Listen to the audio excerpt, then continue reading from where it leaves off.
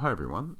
This is the start of a guide for how to play the game. It isn't really a sort of instruction manual. It's not intended as that. It's more intended for sort of tips, advice, how to approach the game if you would like to make your way up to the high divisions. So it's just more of a. It's really more like a playthrough.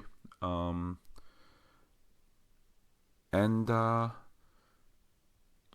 really just talking about all the decisions that are made throughout that whole process, all the decisions you make to take your club from where we are now, which is the very beginning, and to get to the Masters League. And I think that's the promotion to the Masters League will be the official point where this will end. So when that happens, we will no longer run this team anymore, and if it is a series that is popular / needed at that juncture, we probably will start again from the bottom and with another team, and maybe do it a bit different. But for now,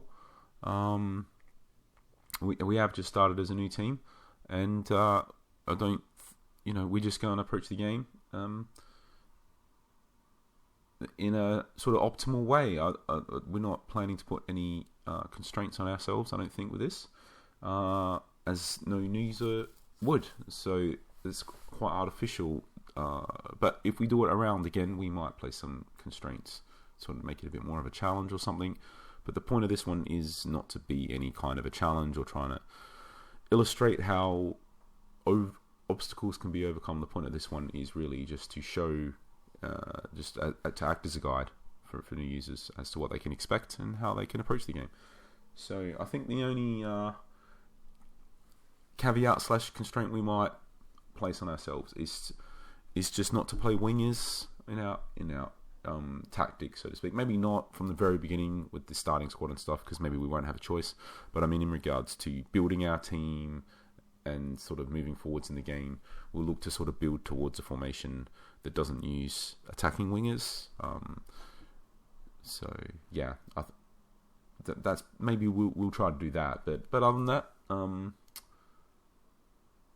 we'll just play it through as we normally would, without any constraints. So right, so in the very beginning, we can't actually buy any players until we play a match. So I'd say in this very first video, what we're going to do is we're just going to look at our starting squad, and I'm just going to look through the players, assess our starting squad, and we're going to build a tactic just using these starting players for the first match. We're going to do the best that we can.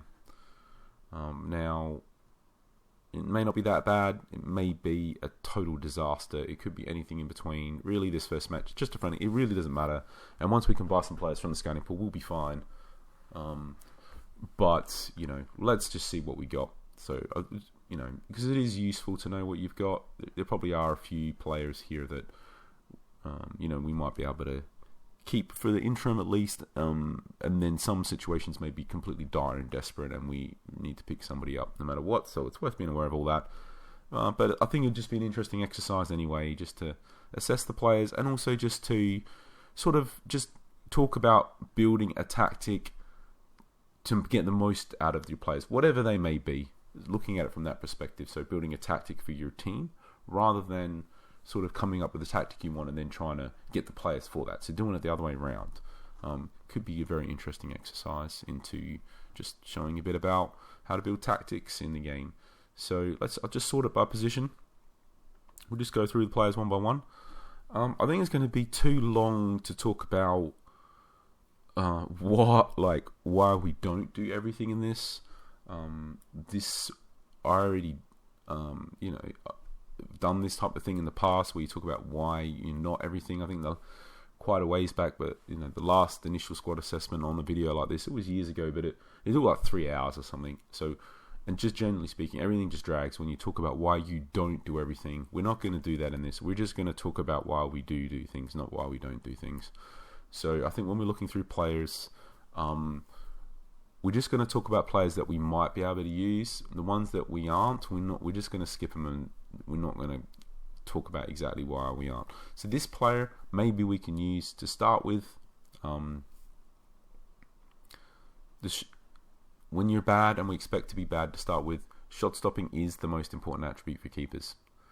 As your team gets better, and if the other team is not just having a constant flow of shots, and you can construct a tactic that concedes specific types of chances, then other attributes for keepers can become more important than shot stopping, for sure. But for now, let's look at that. He's got certainly deficiencies all over the place, but maybe we can use him. This guy, no shot stopping too low. I'm going to say that for now, but I'm just not going to generally do that for all players. I might talk about a generic across the board reasons like this for keepers. I'm not going to go through every single attribute. So, shot stopping is okay.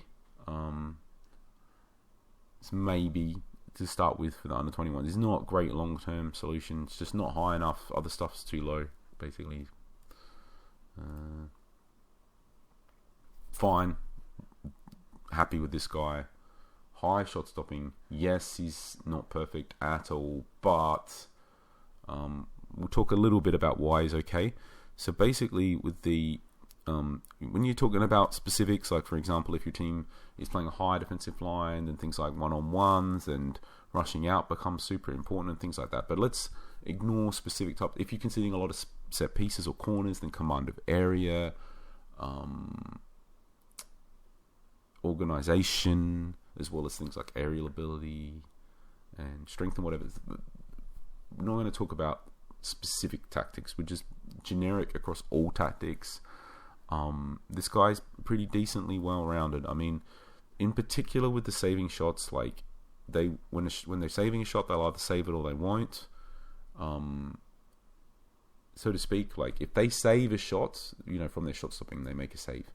But if they do save it, they might catch it and they might parry it. And whether that happens is, depending on factors. But one of them is the handling. So higher handling, more chance of catching those shots that they stop.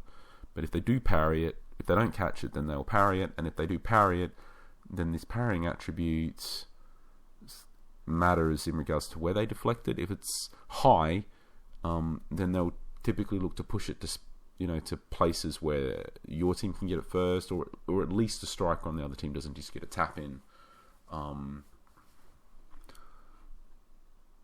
And they'll normally go to ground when they do that. So agility will help them recover faster. So basically, in particular, if you have the lower the handling, the more important the parrying becomes, because the more often they will parry it. And the lower that is, the more important the agility becomes, because when they do parry it and it does go to a bad place, then you want them to recover faster to be able to do something about it, make a second save or whatever. So one particular combination of attributes that's bad, really bad for keepers, is low handling and low parrying and low agility. So it has low parrying and not, at least at the level that we're at, in a high division, both of these are low. But at this division, probably it's just low parrying, below average handling, but the agility is way above average. And plus the shot stopping, is very good. So for this level, so anyway, so this guy we'll be happy to go with, and might be a while before we get an upgrade on this guy, pretty much.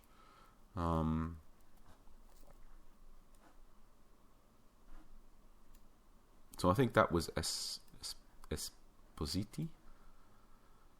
Esposti. I'm going to call him Enrico, I think. And then our backup keeper, we're just going to pick him. Is it straightforward? Yeah, I think. Just going to save it as we go along.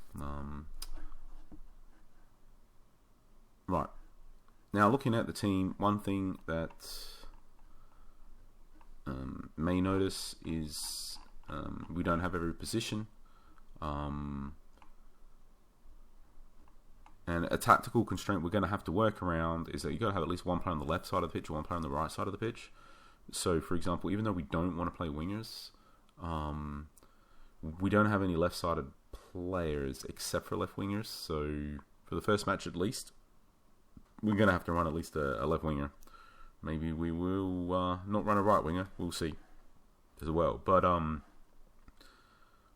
you can play players out of position, but for the purposes of this exercise, I don't want to do that.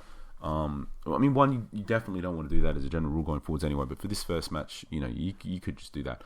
But the purpose of this exercise to some degree is to make it interesting by working with what you've got to build a tactic that works around whatever we've got. So we won't be playing anybody out of position. So we will be playing a left winger. Basically, it means that bearing that constraint in mind, I might just quickly check the 2 left wingers first, so we know what we're dealing with there. This guy, yep, not good. And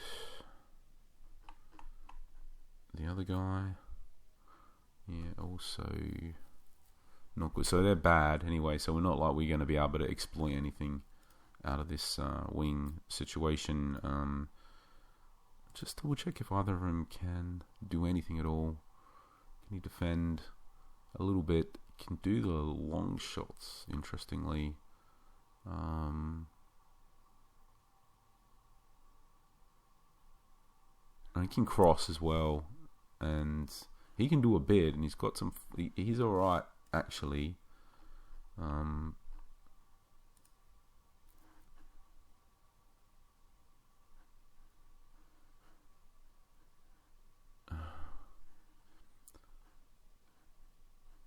Okay, yeah. I mean,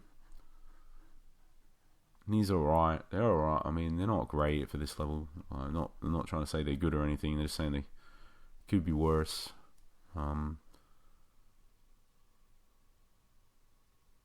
It depends on the tactic as to which one we'll use, basically.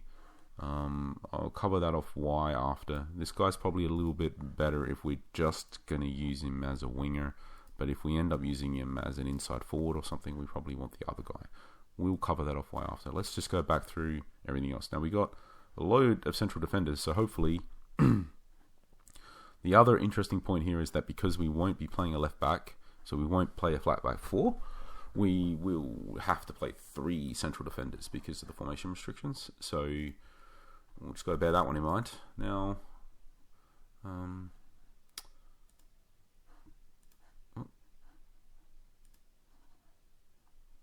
okay, so this guy, maybe. I'll just select him because we might end up using him. My gut feel is he's going to be above average, but hopefully not one of the best 3. Certainly better than him. Not as good as him, probably. I need to check the attributes a bit more. This guy's alright, though, all in all. A lot of things could be better. Going forwards, we could look to get something better. But for now, it might take a little bit of time to materially upgrade on this. Like, the 57 tackling ain't horrible. The 51 speed ain't horrible. The positioning is good. The marking is good. The aerial ability is okay. Like, a lot of it, he's okay, all in all. It might take a while to find something that's a little bit better, maybe, but, to get a material upgrade. Plus, he's young. I can see on his training boost here, though, his speed is,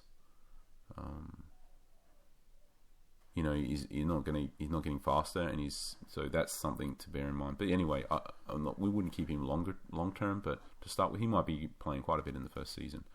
I'm going to put him in the team.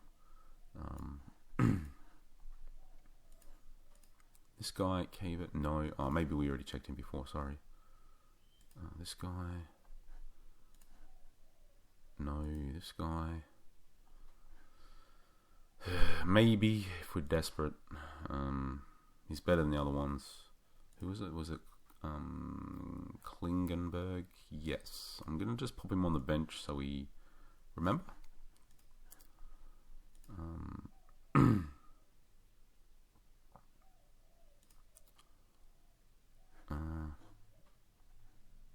Longstaff. So the issue when we're quickly looking is just, it's alright if they're not, like, a lot of this stuff for now. What we're mostly looking at is the speed, the tackling, and the marking. We can't have it all, and we'll focus on the other thing. But they're sort of the three. Like, they don't have to be super high, but we just want them at kind of like a threshold.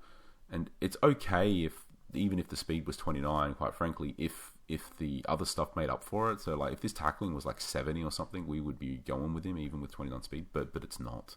So. So this is the best.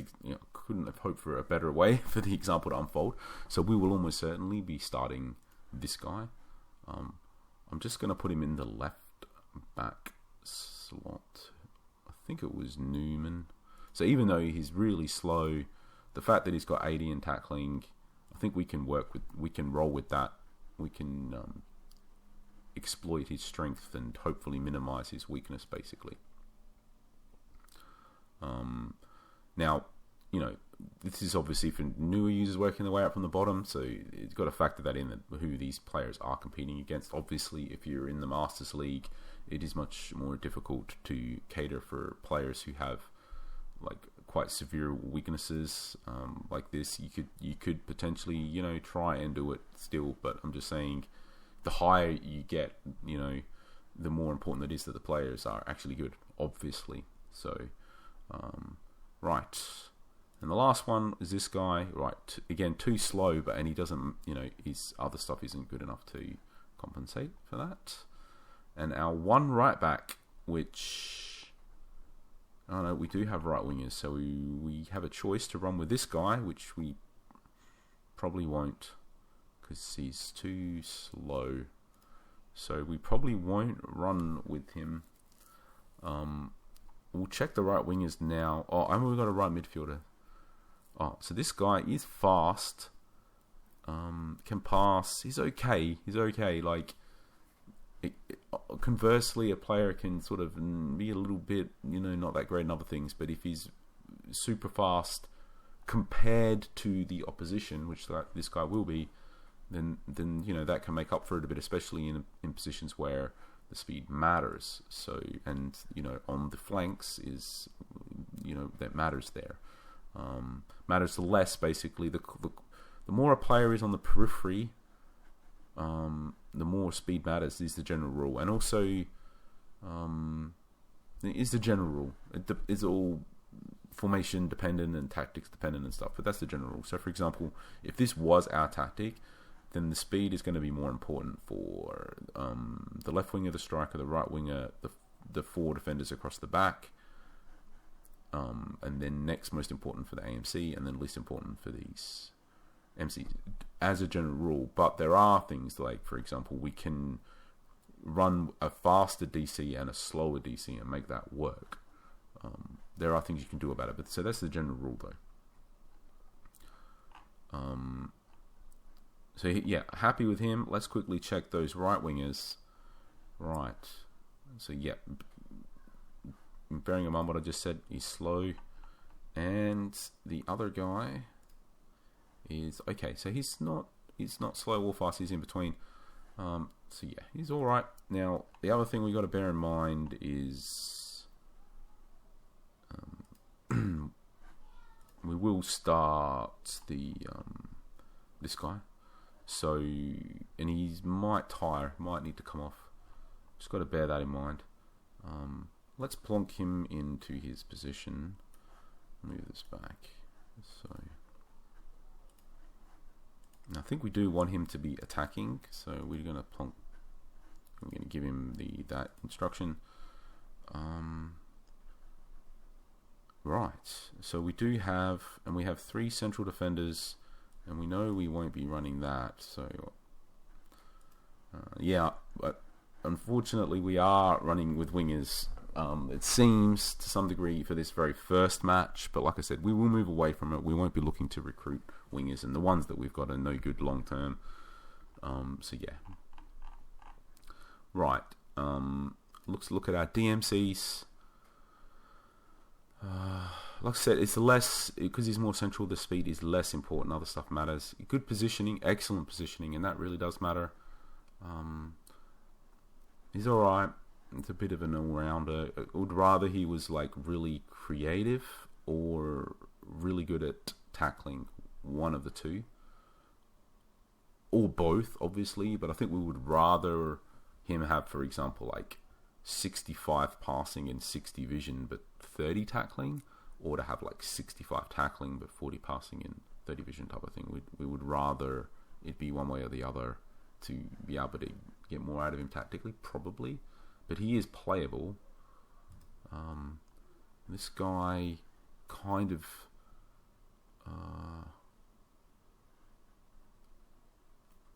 the other guy is more useful just because this is getting really slow to the point where it's probably pretty easy to where the other stuff really does start to matter a lot and it's just not high enough. And the last one, he does have the higher tackling, like I said I wanted. He's good on the set pieces. He is slow. He can't pass at all. It might be okay for a certain type of tactic. Basically one where he doesn't have to pass it, which not great. I think for now, if we're going to use any of them, this is the most versatile one. We'll just put him on. I don't know. We'll have to look at what else we got.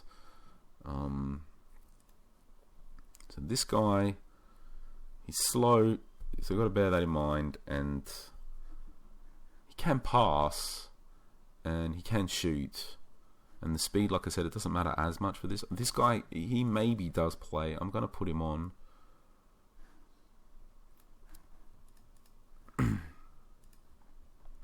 If he does play, we want him to attack, to get forwards, to have those long shots. And no, not him.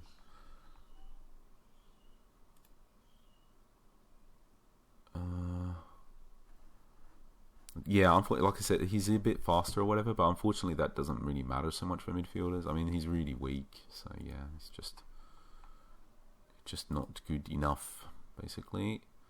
So there's an interesting one. Just an interesting combination of stuff that central midfielders are the most flexible to be able to get something out of them, as long to make them work, so to speak. You just need to have enough to work with. I don't know if this guy has quite enough to work with. He can have the long shots and the finishing, so if you can get chances, that's good, but he can't create his own chances. He can't dribble, and he's also weak in the air.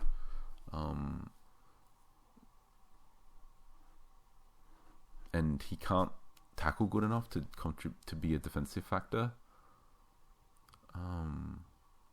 But he got good movement for these chances, so it's quite an it's just an interesting little combination where he can't really create anything for others. He can't really contribute significantly defensively. He can't help on set piece, like he's poor aerial ability. That's just a general factor that for every player, like as well. Like it matters for the position, but it also matters just generally speaking, like for set pieces. So it's just always a factor. I guess just like it's always good if they're faster no matter what, like it's kind of also good if they can just have better aerial. But that's obviously true for every attribute, but from a generic across the board perspective, you just want a certain amount of players that are good in the air so you can properly attack and defend on set pieces, I guess is the point. And he doesn't chip in to help with that. So yeah, I don't know. I just feel like the fact that he can't really do anything except score chances that others create for him, combined with being an MC, is probably not enough to work with, just because it's very hard to give the chances to fall to MCs.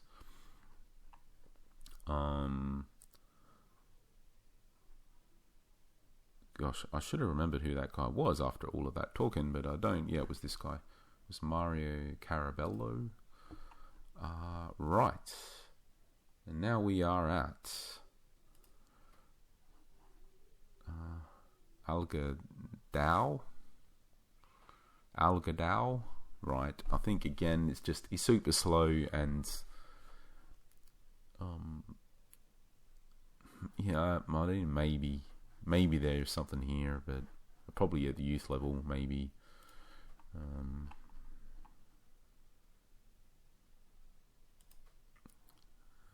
Okay, I like this guy. He's very well rounded. He's just gonna play. That's obvious. And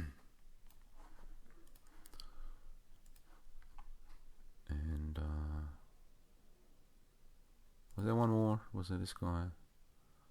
Yeah, and this guy. And he's pretty good as well, quite frankly. There's enough to work with here. There's that long shots. He's probably better than the other this guy. Yeah, for sure. He's way more useful than that guy. He's got, was it Sangliore, and then Machlis was, I think that sounds about right. So Sangliore, he's got 69 long shots and can't defend, so we definitely will have him in the more attacking role. And then the other guy, not as good as the long shots, but and can defend a bit better and definitely can mark. So he will be the one that is back a bit more. None of those other central midfielders I was really happy to use, but they're all very young, so that's okay. We got some AMCs here. Nope.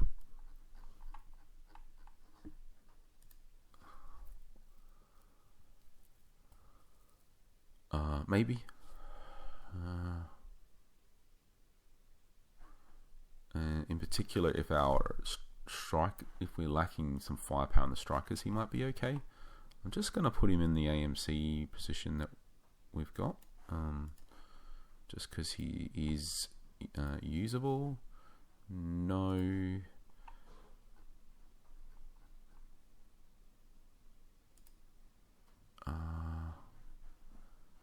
I don't think so. He's got some nice stuff going on. He just, yeah. I think it's just a combination. He can't score goals. He looks like he can create pretty well between the dribbling, the passing, the vision, and stuff. But he's also slow, good in the air. Maybe. I mean, if we're desperate, he might. Maybe desperate. He may end up playing if we can't find another. We're one usable player. Oh, it's got to be a striker. He might end up on the bench though, in the immediate term. This guy, no. Kim, no. Leighton,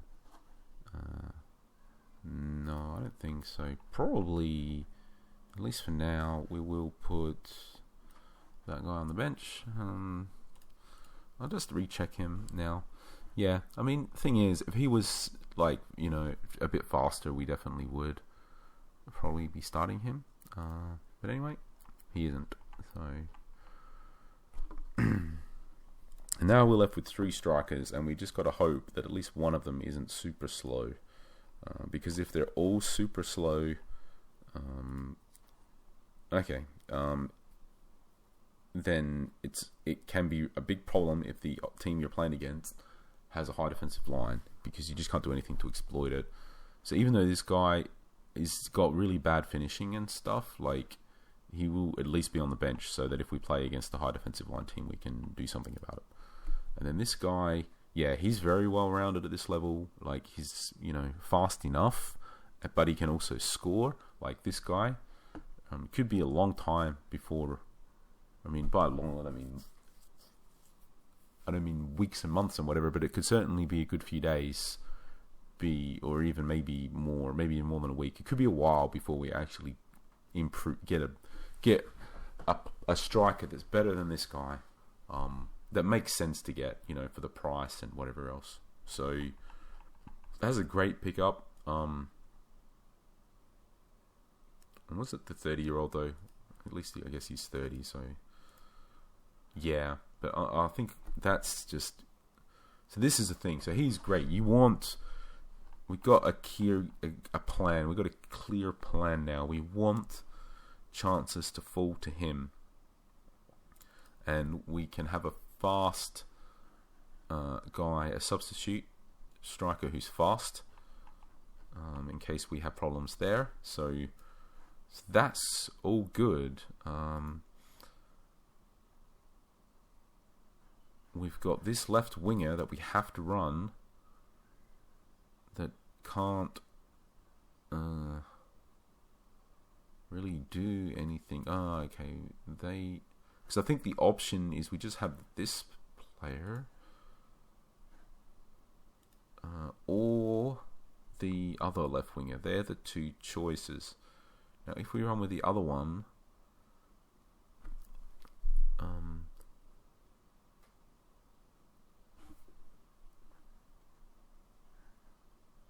they can tackle more,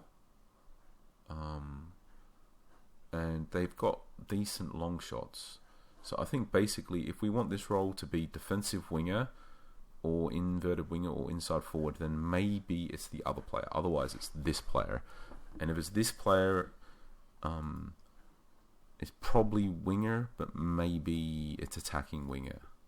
Just because they're not that fast, they're not good at all.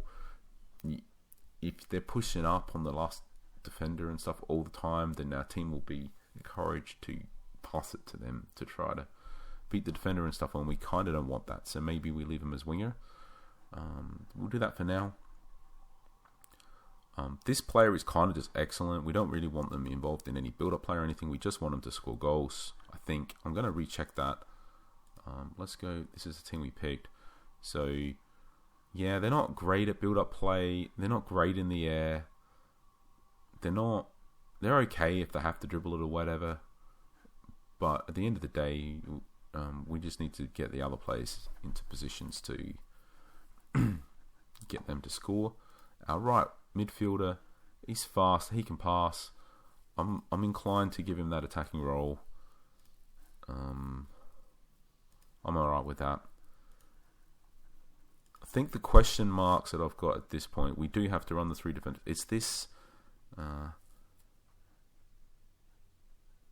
AMC.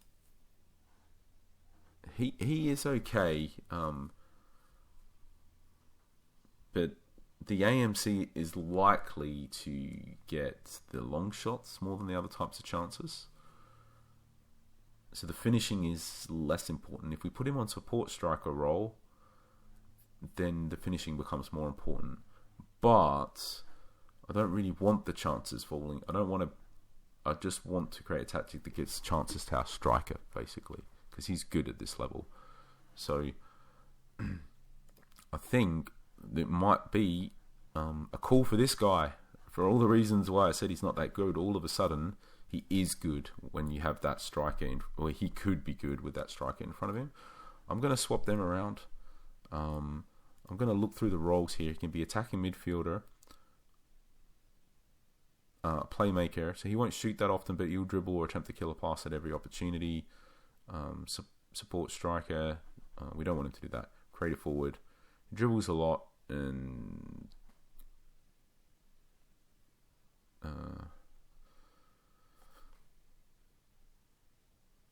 right.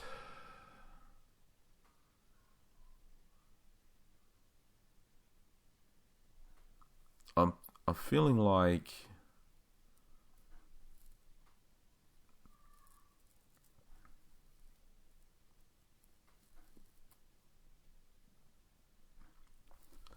so I think the advanced playmaker is the role here. So with a creative forward, he'll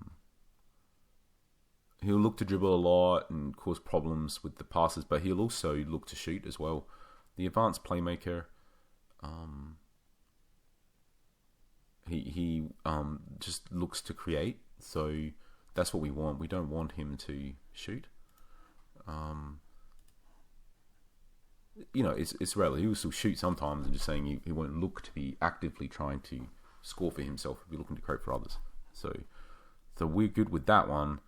I think it's just about exactly where he sits in the scheme of things, because I think the MRC, who's sitting here, what we want is he's got 69 in long shots, which is really good.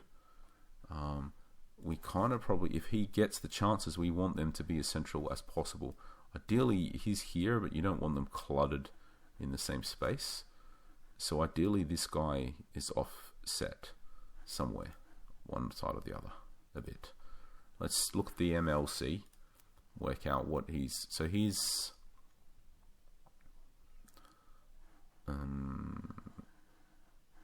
he's well-rounded, basically.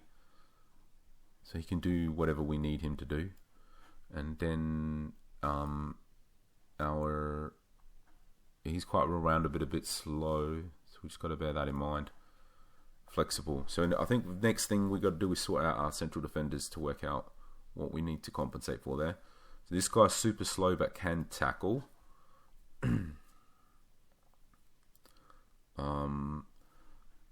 This guy is super... No, same guy. Ha.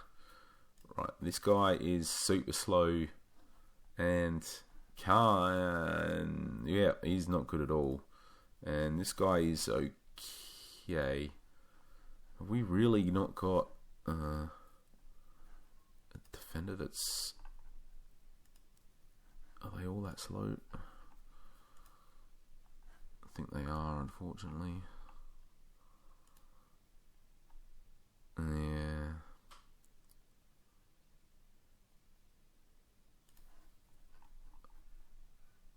Oof, okay, so we need oh, we got this guy on the bench.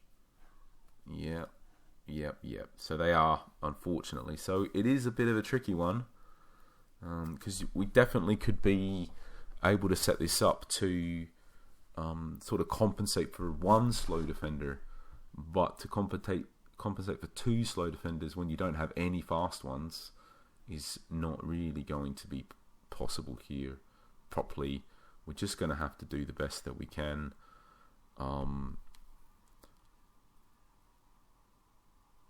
So I think what we want to try and do is 50 tackling, marking 67, so marking 12, 61 and 80. Alright, so my thinking here is that Soric is for sure the weakest one. He can't mark and he's slow and he's not good at tackling either. That's why I keep looking at him thinking, is he really the best option here? Probably not, right? Like, this guy's probably better. Yeah, this guy's better. He's a little bit better at tackling and he can mark. I'm not quite sure. Right, let's give us a little bit more to work with here. I'm just going to recheck. This guy, was it? Yeah, he can... Okay, so this guy... Alright, we're going to put him on the bench as well. Was it Longstaff? Yeah. Alright. It's a little bit easier to work with this now. So, Martins is 67 marking. He's the one that's not ridiculously slow.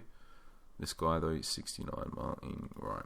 So, what I'm thinking is we want Klinkenberg in the center. He is slow and whatnot, not that great at tackling, but he's good at marking. So if the attacks come sort of down the flanks, which, well, they're completely exposed, so we expect that. If there's a cutback pass, you know, he is good at marking, so let him do his one thing that he's good at, basically, is the thinking there. He'll get more chances to mark and be tackling less because he's wedged between a defender on either side of him and a defensive midfielder in front. So he'll be the one, you know, depending on the opposition, how the match plays out, but he should, in theory, be the one that does the least amount of tackling and the most amount of marking. So we'll put him there. Now, as to the role... I think we just want central defender. We don't want stopper. We don't want him actively stepping up to try to make the tackles. We want him avoiding that. We want him marking. And I think we don't want him to be cover because we don't want him to sort of drop back at all to potentially sort of play opponents onside when we're already really slow. And if he does play anyone onside, then he's just going to get beat easily because he's super slow himself. I think one thing to check if any of these guys are good passing in vision that we're playing, these three defenders.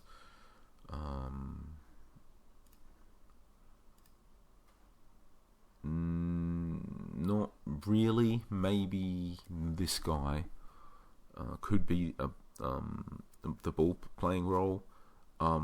This guy in particular, Newman, we do want to be a stopper though. We want him to step up. We want him to tackle for sure. And so now I think the question basically is like Newman is the one we want attempting all the tackles.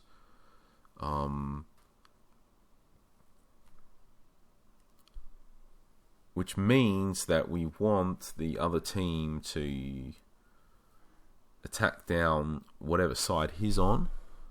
Ideally, we want the attacks coming more down whatever side he is on so that he is involved in defending those attacks more. Now, potentially, we go all in with that idea. And if we do, then what we probably do want to. So if we do, then what we can do is we can put Martins in the middle. He's a bit faster. We can change him to the cover role. And then we can set this guy to be a stopper as well. And now if we do that, then the marking for this guy doesn't matter anymore. So we're now looking at his tackling and his speed predominantly. So that's 31 and 53. And the guy on the bench is 29 and 56. So you may still mark. So I think in this example, probably leave this guy in. And I think this guy, we said maybe we want the ball playing role, so we could put him at ball playing cover. We're going to try and roll with that. But what we do want is the attacks coming through Newman. So we need to load one side of the pitch and put Newman on that side. We want our attacks mostly going through the right, because this guy's good. So naturally speaking, when they break down, we're likely to lose the ball on the right. So they're more likely to attack down our right side. And then we can encourage that further. So let's do that. So we're going to swap these sides. Sorry, I could have just swapped them, by the way. I should have just done that. I don't know why I did it the other way. And now all we need to do is construct the rest of this so that it encourages the opponent to go down the right side. Now, to be honest, we're pretty close to that because it's quite stacked down the left. But I think one thing that we could do is... I don't think we're too bothered about this guy contributing, to be honest, on the attack. So what we could do is we could switch in... I think we want him on the bench. Let's put this other guy on the bench. Let's put him into there. Let's switch him to the defensive winger role. Because he was the one that could tackle okay, 44. So he just hangs back. And if we offset him to the right a bit, then he will come through. We can have the extra player on this side to sort of be a conduit for these players to pass through. And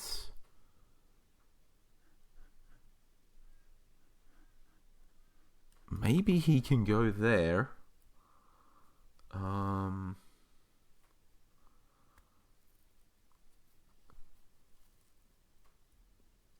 And maybe he needs to be there. I think it might just depend on the match, how it plays out. For now, I'll put him in the middle.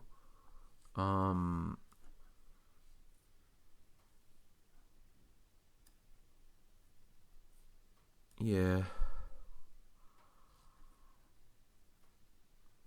Yeah, it could be either. I'll put him offset to the left. And the reason why I'm doing that is just because when you go into a match, what you really want is to not concede a goal early, basically. Like, it's much better to play it safe and sort of...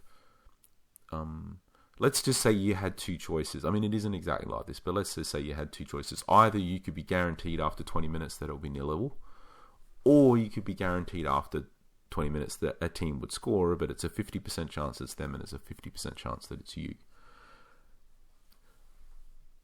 It's better to go, if you tactically astute at the game, it's better to go the option where it would be 0-0, because you can interpret that information, see how it's going, and see, use that to your advantage to make some changes to help you for the rest of the match.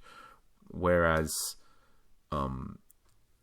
if you randomly end up a goal down, that can be hard to come back from, especially if your opponent knows what they're doing. So it's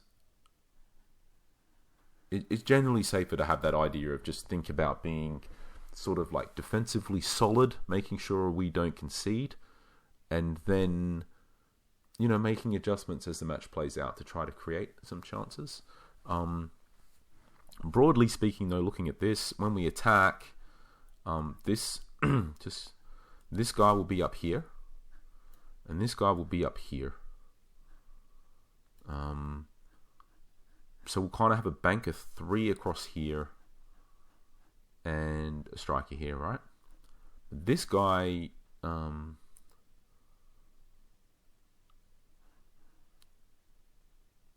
will hang back. He's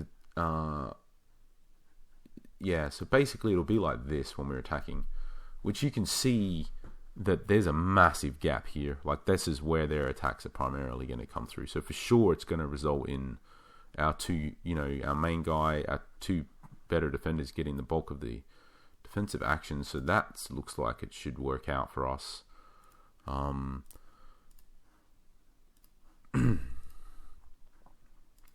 I think out of all of this, the thing that I'm the least clear about is what this guy should be doing. Quite frankly, I don't know how useful he is as a defensive winger, quite frankly, because we're already totally stacked on this half defensively. It kind of just feels like overkill to me. Depending on their tactics and stuff, it feels like overkill.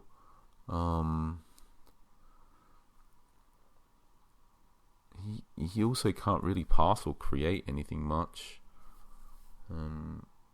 He's got okay long shots, so he could be like inverted and finishing. Okay. That's what I'm going to do. I'm just going to put him as an inside forward. So he just comes in and can potentially be an extra cutback option or something. Because I think we might be a little bit lacking in attacking diversity here. But on the whole, like, it's... I'm alright about this. I've got a decent feeling, to be honest. We'll go through let's do the tactical instructions now.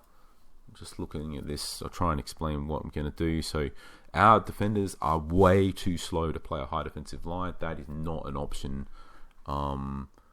We could potentially play a deep defensive line, but not with how we've set everything up. Really, we don't have fast enough players to knock the ball onto. Yes, maybe this guy a bit, but this guy, no. Our faster strike on, I don't think so. I think it's just better to do it balanced, and then we can take it from there. Defensive line, by the way, is probably the one tactical instruction that you can pretend, you know, by changing that, it has a massive, profound impact on the flow of the game, for better or worse. So it's just worth bearing. Like, if you can only ever change one instruction to sort of do the maximum amount of impact in things, that would be the one. It can be super dangerous and super helpful to mess with, and obviously your opponent changing theirs during the match can impact you massively as well. We do have one sub left to pick, but anyway, I'll just think about the rest of the instructions here. Tempo.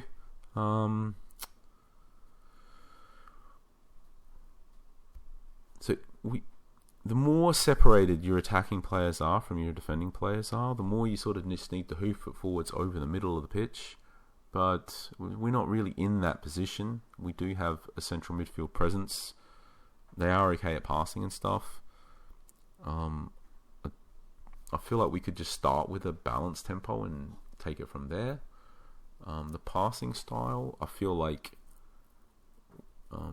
mixed is appropriate. I don't feel like we want to do the long ball thing. We can build the play up. We have the playmaker. We have slow players. I think mixed is, as a general rule, it's better to just leave everything as in the middle, so to speak, unless there's a clear reason to change it. So I think the passing focus, we're okay with it being wide to this guy. We're not that keen on it being wide to this guy, but he's going to drift in anyway. So I think the passing focus can be mixed. I think the passing freedom can just be mixed. I think the attacking balanced So I think it's all balanced, all in the middle. I think the only thing that might not be is the closing down. I can't remember what everybody's endurance and natural, but they're not great. I mean, well, that guy isn't great, and he's the most important player. We don't want him tiring. We want him to last the match. Who else is important? Newman. He's long and all right. So straight away, just our two most important players. We do not want to have to sub off. They are going to struggle to last the match as it is. So we have to back off at the moment, even if that doesn't necessarily make sense for our tactic, just because we're just going to lose too much by subbing those players off for whatever we're going to gain from setting that instruction. So now we're left with our subs. We do want that striker who was a bit faster in case we need him. I think we can have this AMC in case we need some extra goal scoring, especially with that striker. If we have to sub him off, he lacks the goal scoring. This MC, I really don't know. But we probably do need an MC on the bench, and I think the rest of them were less useful. Okay, so he can't pass, and we are trying to build play up there. Can this guy pass? Yeah, okay. We'll go with this guy, even though he's slow. He can create, and he can potentially take the long shot. He can do either of the two roles that we need him to do there, even though he is a bit slow. If this guy is tired, what is his? Okay, yeah, it's low as well. We definitely don't. He's not good as it is, so we definitely will just sub him off for the other guy. We do need we got three central defenders. We need that. So we need that. We need that. We don't have a right-sided player, but I think even if this guy tires, he's probably still better than any of the rest of them anyway. If he gets injured or whatever, we just run that risk. We can't cover everything. One constraint with over time, you'll be able to get players that can play multiple positions and stuff, so you have a lot more flexibility. But for now, we got enough flexibility. We could be able to do what we want to do. Oh, we got one more sub even. Okay. Right, so our options for that last sub are an extra DMC. So if he has to go out, alright, he's probably one of the few that doesn't naturally wear. So, and I think, was he? Yeah, right, he's just too slow. He's dangerously exploitable there. And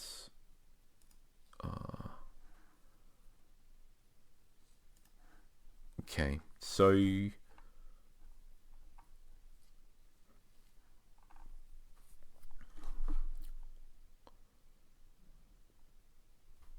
we're in the interesting situation of not necessarily needing this, like I was saying, you have more flexibility to do more things, but also we almost don't even need this. Like we're kind of covered. We will obviously put one. I think at the end of the day,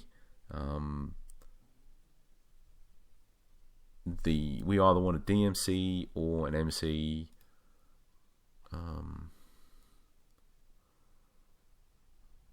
So this guy can't pass, can't really help do the build-up, can't really do anything, but he can tackle and is good in the air. So he could help close a match out, in particular, if we're winning and we need to close it out. This guy's a bit better at the passing, but not going to be as good to help close the match out if we have to. And then I think with our MCs... finishing, long shots, dribbling, speed. I mean, I feel like probably that DMC is going to be more... At least it's got a purpose, right? Like, if we're just winning a match and it's near the end and some players are tired, we can just bring on a guy that will help win the aerial duels, and he's decently... Yeah, he can tackle, basically. I feel like he's just going to help us. And he plays in a defensive position that you can bring another one on. I feel like he just gives a bit of tactical versatility. Right, we are ready to play our first match. Now, obviously, you, as a new user, can just totally ignore everything that I just did. You can just click auto select, you can just play the match, and then buy some players from the scouting pool and not have to play a whole bunch of players that you don't want to play, like I just selected. So, but I went through this exercise, just from the tactics perspective, just to sort of explain how to create tactics. And even though this looks quite wonky, it does have balance. This is the important thing. It makes sense. It has tactical balance to it. Now, as to whether it's capable of winning, every match, sure, it can't. I think if I played a few friendlies, for sure, I'm going to win at least one of them. Absolutely, with this starting team, with this tactic. But we're going to try and do it with this first one, obviously.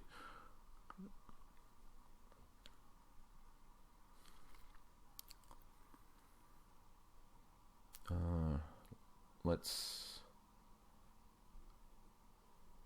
connect.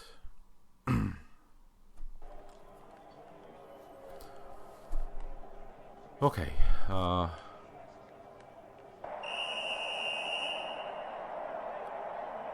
Yeah, this is already going to be a bigger challenge than I thought, because they're winning and I can't. I understand that one team's like yellow shorts and one's white or whatever, but I can't that easily see the difference, unfortunately, to see what's going on.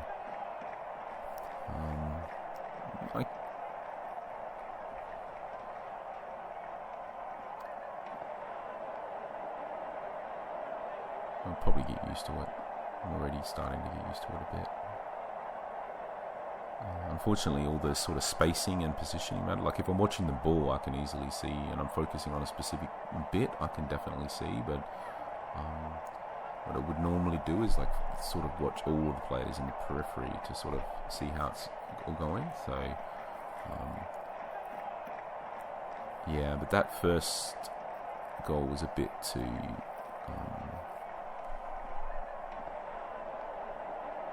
So it came down the left side.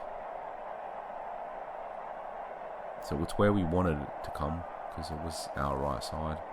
So that part worked. It was from an angle, which keeper would typically save. He did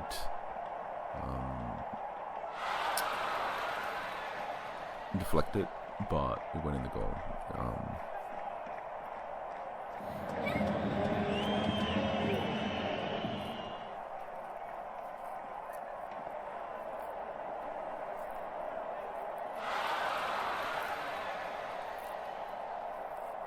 And so far, not good.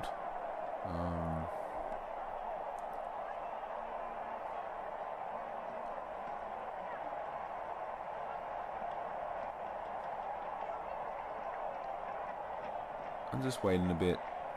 There's not a lot, honestly, we can do about the situation, I don't think. We could just actively try to pay a little bit of attention to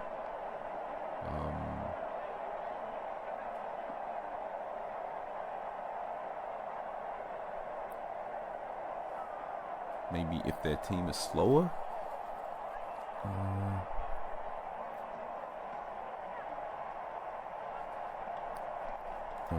We need to be attempting a bit more to exploit that space, I feel. So we can do some stuff here. We are going to do a deep defensive line, and we will go faster tempo and direct passing, and keep that as mixed and into space. We're just doing it as a mini experiment, because we are losing, so it's there's a whole sort of separate thing in theory here. But if you're losing, you want to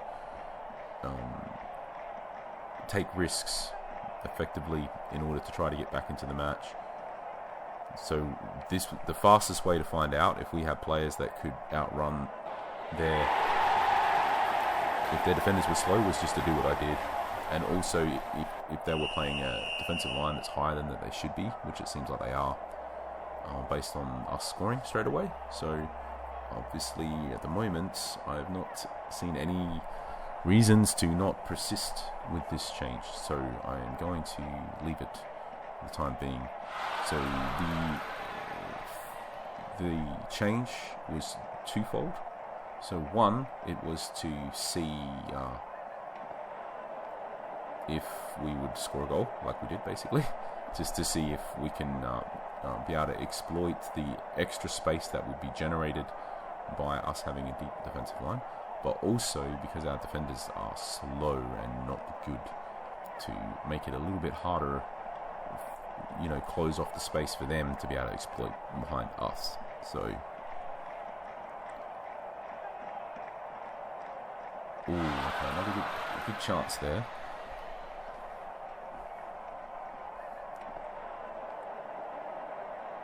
But yeah, like I originally said, the one tactical instruction that is going to have the most profound impact on everything is the defensive line.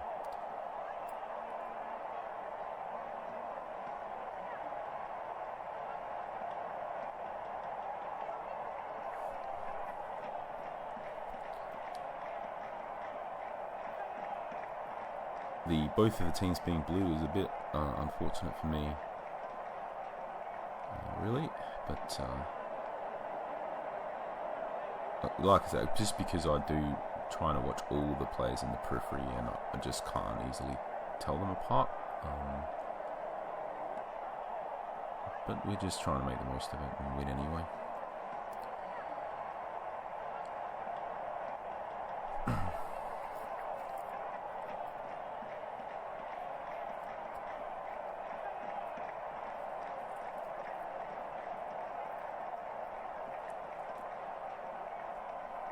So I think as it stands,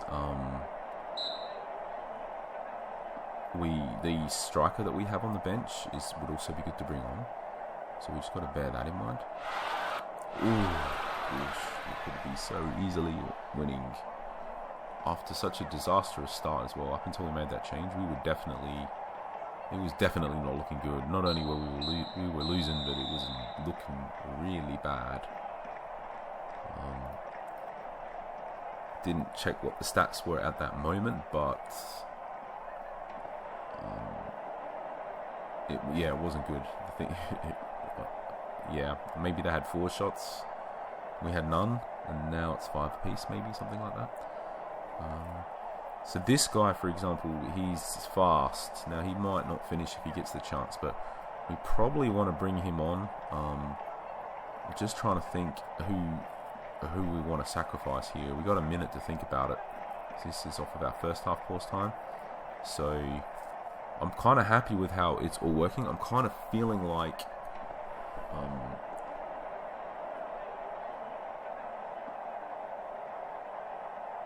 it's going well, but we pretty much scored as soon as we made the change, and then we created a few more chances, and didn't score. And obviously, we're not guaranteed to score. We need to bear that in mind. If there's something we could do to help a bit, maybe that makes sense. I'm just trying to assess it all. I'm probably going to wait. In particular, the guy that we probably would sub off is this guy who's nearly got all of his condition, and he's playing pretty good. And there's also I'm just going to resume. So there's also the fact that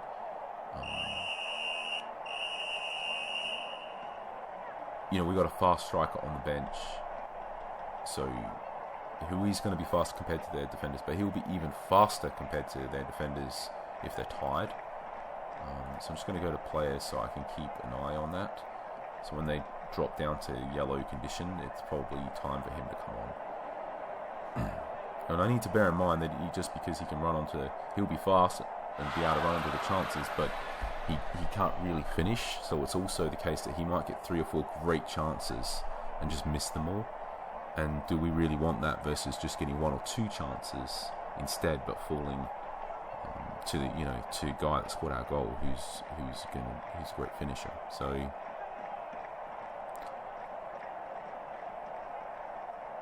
And you can see just won 2 tackles. It was our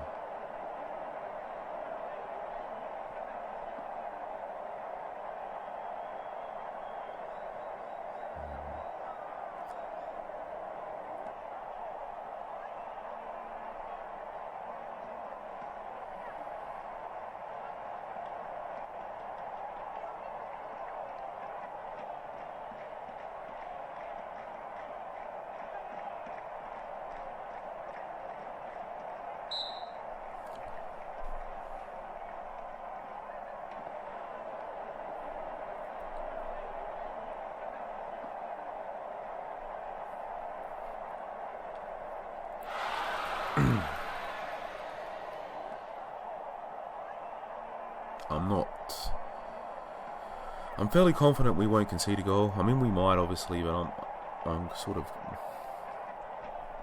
alright with that. But I'm also not that confident that we're going to score. I'm going to hit the tactics because I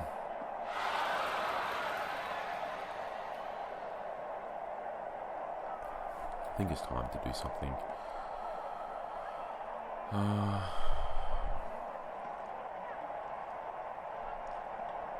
Just don't know who's supposed to be sacrificed here. I feel like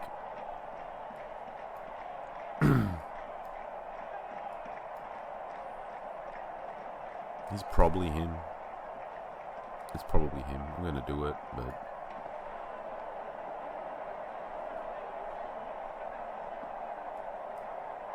I'm gonna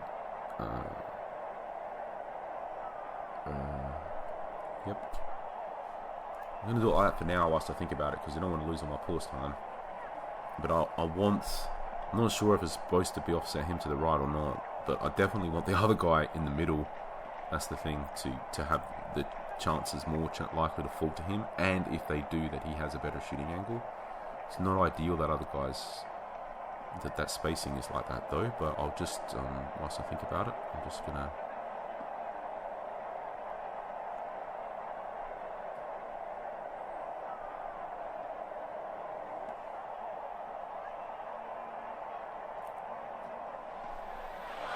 They are also still creating a bit.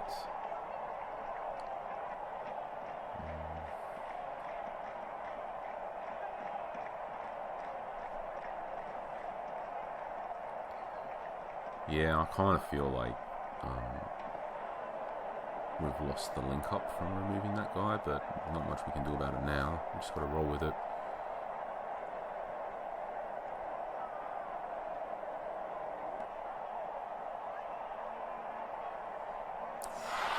Good chance. Just fell to the right player. Alright, we got a decision coming up because he's about to hit a tiredness threshold where it might not make sense to leave him on. It might make sense to leave him on anyway. I'm going to hit the pause so that we can catch that decision when it hits us. It's going to unpause straight away because he still hasn't reached the threshold. Hit pause again to catch it next time around. He still hasn't hit it, so resume and pause straight away again.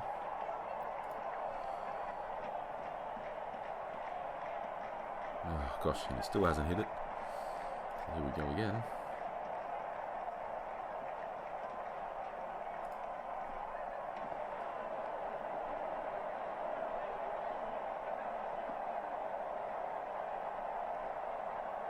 Oh, he's lasting forever on 80% because he still hasn't hit it. Okay.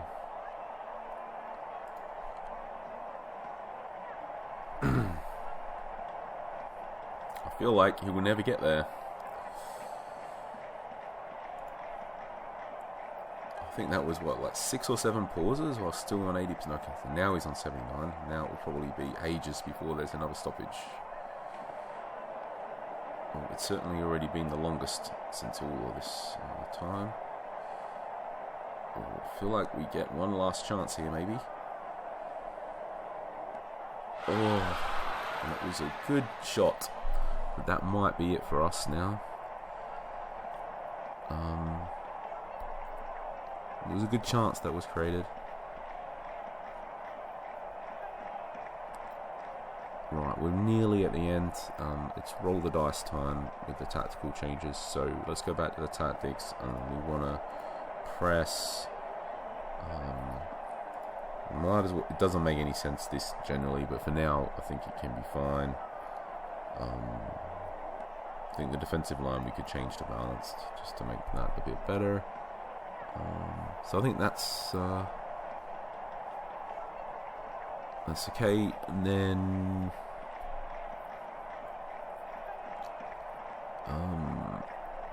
let's just get our defensive midfielder.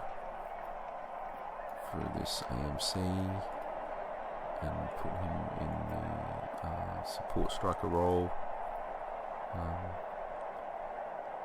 I think we're just going to do that.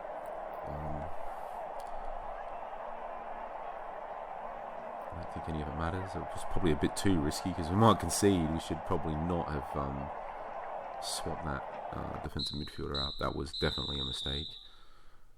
But yeah, so there you go. We definitely turned the flow of the match around. We were getting destroyed, and we ended up, getting a draw. So yeah, I feel like it actually worked okay, to be honest. I'm pseudo tempted to play another match, but try and work it out. But I probably would be more interesting because there's some clear deficiencies with it. So probably be more interesting in the next video to sort of look in the scouting pool, buy a player or two, and or buy whoever makes sense, and play another match, sort of thing, to take it from there. Because I feel like that's just going to be more useful, generally speaking. So